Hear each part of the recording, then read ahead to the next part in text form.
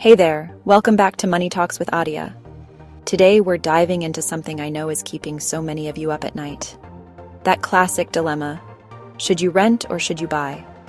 Remember that feeling when your Uncle Bob cornered you at Thanksgiving dinner? When are you gonna stop wasting money on rent and buy a house like a real adult? As if it's that simple, right? I used to feel that pit in my stomach every time rent was due, wondering if I was making a massive financial mistake. If you've ever felt that way too, this video is for you, because the truth about homeownership might surprise you. If you're new here, I'm Adia, and on this channel we talk about money like actual humans. No jargon, no judgment, just real talk about real life. Today's topic hits close to home for so many of us. My DMs are filled with messages from people asking, Adia, I'm paying $2,000 in rent every month, and I feel like I'm throwing money away. But houses in my area cost a fortune now. What should I do? Let me tell you about my friend Jamie. She finally saved up enough for a down payment, bought her dream starter home, and 3 months later, the furnace died. $4,500 she hadn't budgeted for. Gone just like that. Meanwhile, my other friend Mark is still renting, but has built a stock portfolio worth over $100,000. So who's making the smarter choice? Let's break it down in a way that actually makes sense. When we talk about renting versus buying, we need to get honest about what each really costs. Renting is pretty straightforward, right? My rent is $1,850 a month. That's what leaves my bank account, and yes, I won't see that money again. But buying, that's where things get messy. And I mean, trying to explain cryptocurrency to your grandma messy. It's not just your mortgage payment.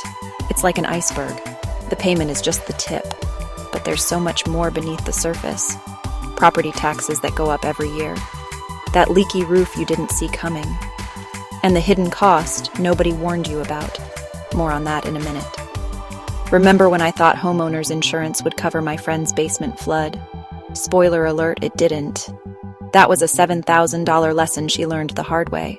Let's break down these hidden costs one by one, starting with those lovely annual bills from your local government. Property taxes are like that subscription you forgot to cancel, except this one auto-renews forever. The average American pays about 1.1% of their home's value every year.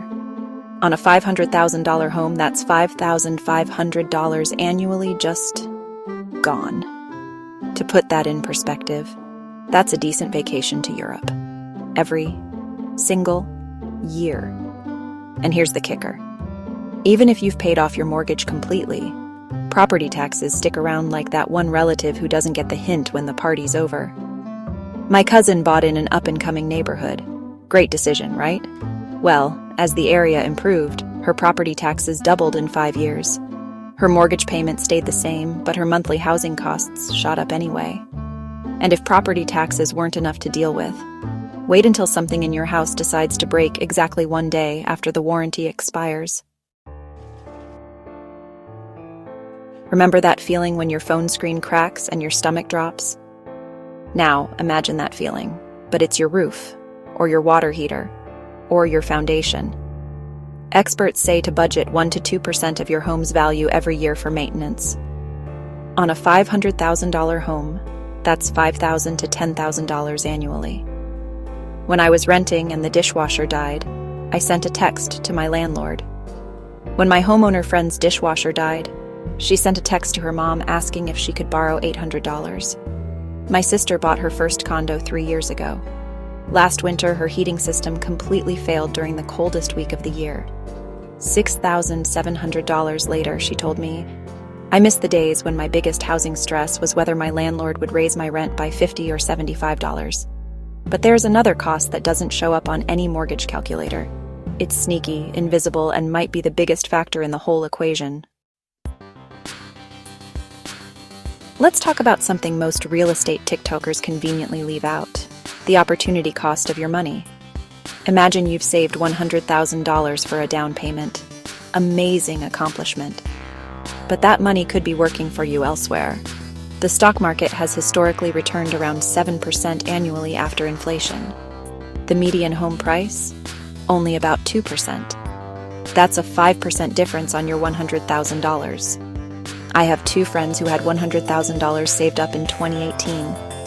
Kira bought a house. Tyler invested in a boring index fund. Today, Kira's house has gone up in value. Yay! But Tyler's investment has grown by nearly $40,000 more than Kira's home equity. Plus, with today's mortgage rates, you're paying 6 to 7% interest on your loan. That's thousands of dollars each year just for the privilege of borrowing money. So what does this all actually mean for your monthly budget? I've got a simple rule that pulls it all together. After crunching the numbers and learning from both my homeowner friends and my renter friends, here's what I've discovered. The true annual cost of homeownership is roughly 8 to 9% of your home's value. I call this the 583 rule. 5% opportunity cost on your down payment, 8% total annual cost of ownership, 3% more than most people budget for. For a $500,000 home, that's about $3,500 per month in real costs. So here's the million-dollar question, or $500,000 in this case. Could you rent a similar place for less than $3,500? If yes, renting might actually be the better financial move.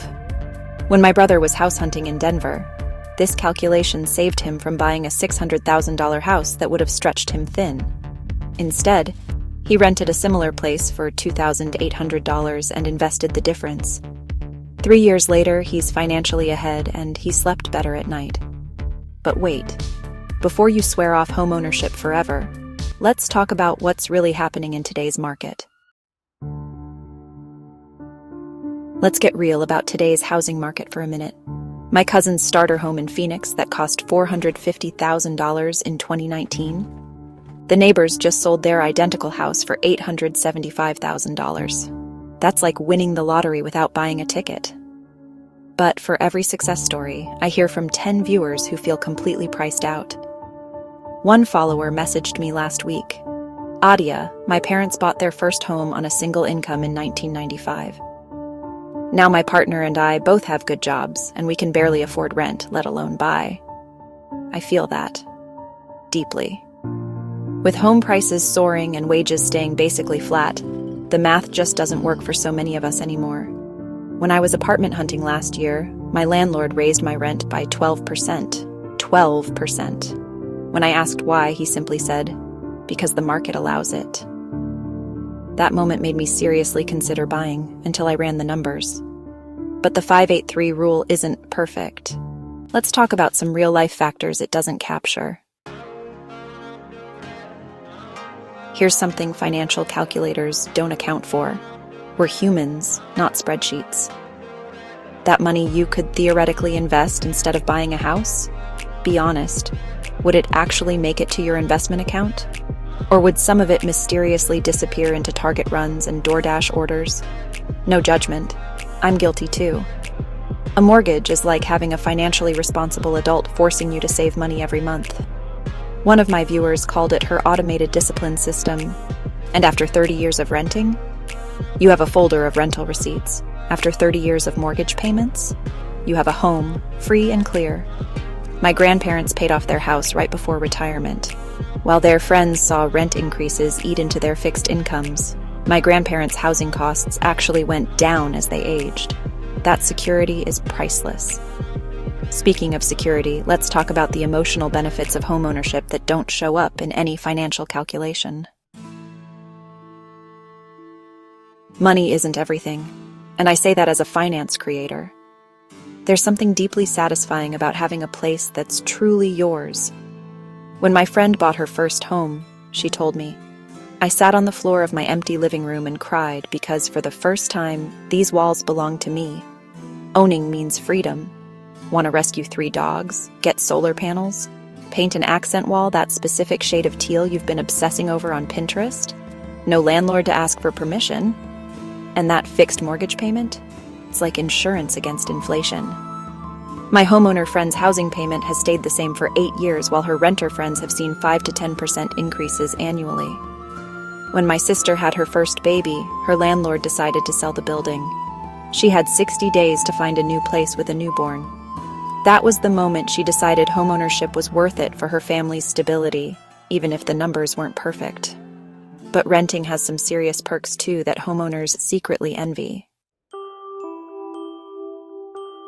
Can we talk about the pure joy of calling your landlord when the toilet breaks instead of calling a plumber and your bank account? Renting gives you freedom.